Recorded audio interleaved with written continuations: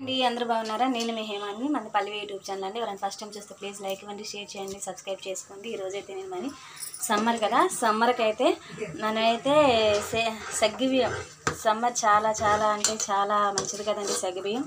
నేనైతే సగ్గుబియ్యంతో మీ ముందుకు వచ్చేసాను.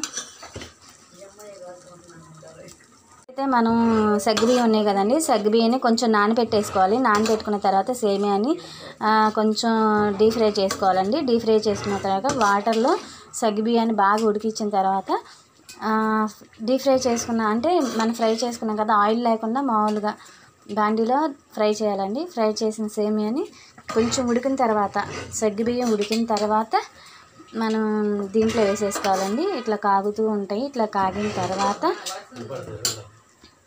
ఇట్లా బెల్లం అయితే వేసేసుకోవాలండి. మనం బెల్లం వేసేసుకొని తగినంత బెల్లం అంటే మనం తాగే తీపిని బట్టి బెల్లం వేసుకోవాలండి.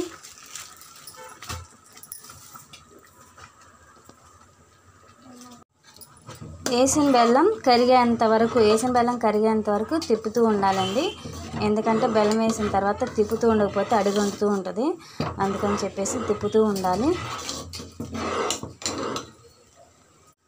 ఇంకా వేరే స్టవ్లో అయితే మన పాలు కూడా ఇట్లా మరగబెట్టుకోవాలి. కాసిన పాలు ఇంకా సగ్గుబియ్యం బియ్యం అంటే సగ్గుబియ్యం ఇట్లా బాగా కాగిన తర్వాత ఇంకా ఉడికింది అనుకున్న తర్వాత ఆ వేడి మీద కాగిన పాలను కలిపి స్టవ్ మీద ఉంచితే పాలు ఇరుగుతాయండి. దించేసి కలుపుకుంటే చాలా టేస్టీగా ఉంటుంది. ఇప్పుడు కాగిన పాలను అయితే మనం సగ్గుబియ్యంలో యాడ్ చేసేసుకోవాలండి.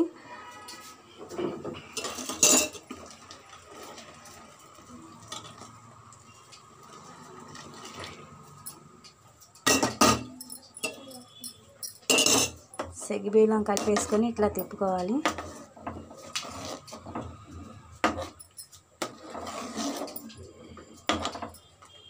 లాస్ట్ ఫినిషింగ్ టచ్ అయితే యాలకులు వేసేసుకోవాలండి.